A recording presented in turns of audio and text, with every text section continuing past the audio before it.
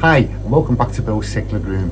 Well, I've got a hard decision to make, so I thought we'd have a look at what changes I've got to make in the fish room because of the price of energy in the UK.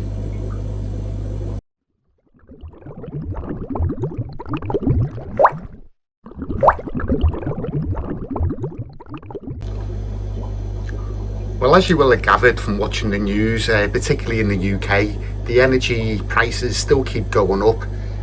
As of October, we're now up to 34p a kilowatt, so that's gone up from 18p in April 20 to 34p.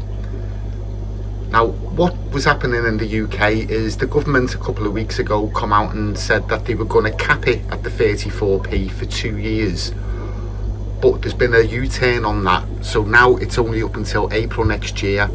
So what's going to happen after that, we've got no idea at the moment. If nothing happens, they're expecting it to double, so that would be what, 68p per kilowatt, which is ridiculous. So they have got to do something, but what they'll do, I've got no idea. Who's going to be in government, we've got no idea, if we're perfectly honest. But yet, so I've got some hard changes to make in the fish room, because with the latest increase, the price of running the fish room has gone up to about £350 a month.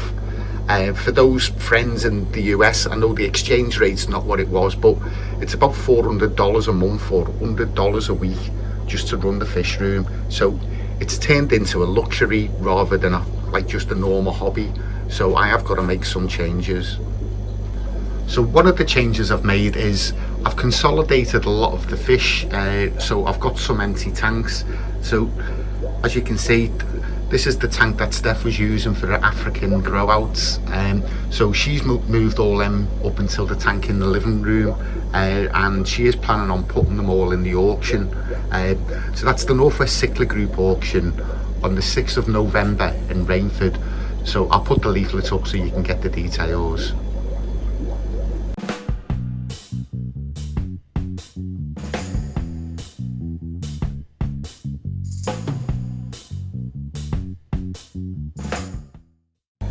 Another change I've made is all me breed and grow out tanks.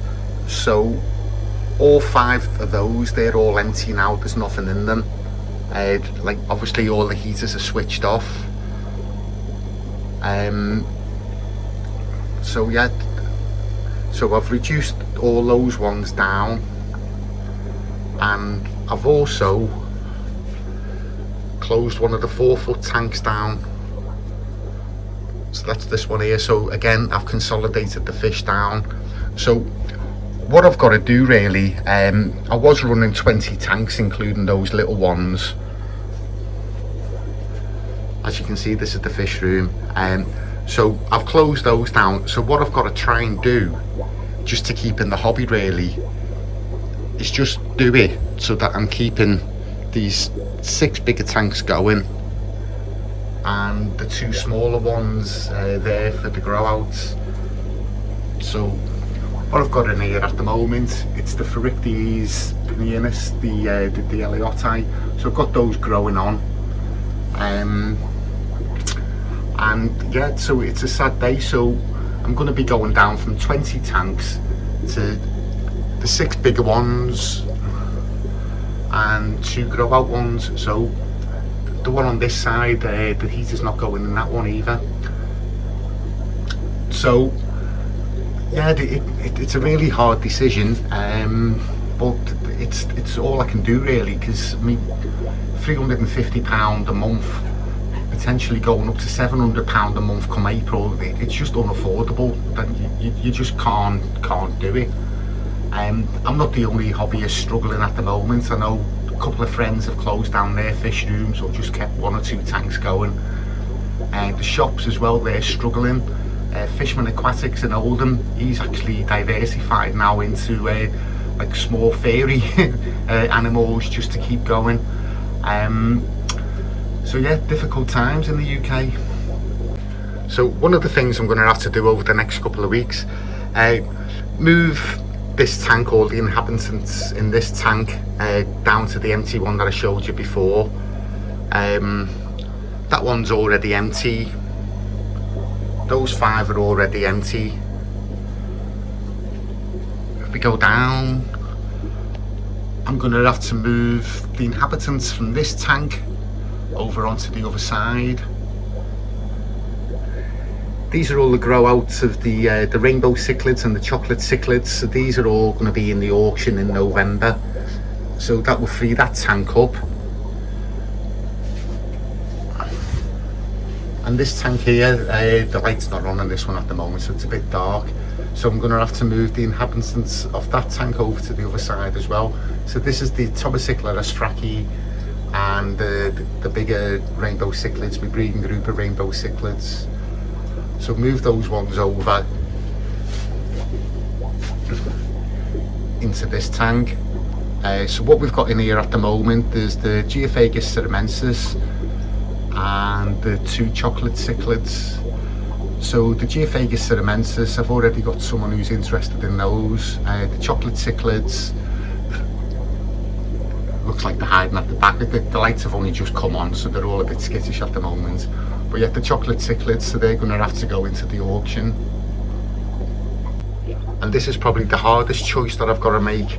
So this is the Parachromis for the Starlight, formerly the Lewisellii, and the Cuban cichlid. If you've been watching my channel for a while, you know I got these when they were under an inch in size. So they've been growing on. So yeah, they're about 8 or 9 inches now. So either they've got to go, or the inhabitants in this tank have got to go. So this is the Fenestratus. There's some minor eye in there, some cutter eye. So yeah, I've got to make a choice. So I can only keep one of them going. But anyway, if all my plans come together, like what I'll be left with is the 6 tanks and the 2 small grow out tanks, which, to be perfectly honest, I'm still like in a fortunate position and privileged that I can have 6 tanks going with the 2 small ones. But it's just a shame going down from 20 tanks to 6 basically. And so if anybody's interested in these, if you drop me a message, drop me a comment, let me know, and we'll try and sort something out. It's going to be a real shame actually, because it's I really don't want to let them go.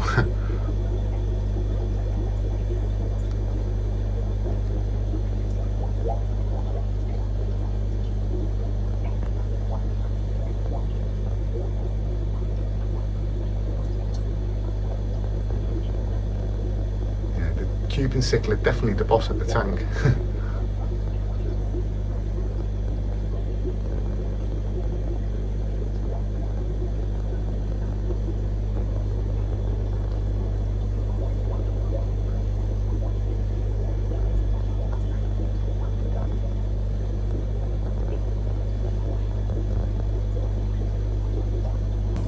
Well, thanks for watching. I hope you do agree. It is a hard decision to make. Hopefully it will be the right one, because at least it will keep me in the hobby. Don't forget to hit the subscribe button, press the like button, leave comments, and I hope to see some of you at the auction on the 6th of November in Rainford. Until next time, see you all soon.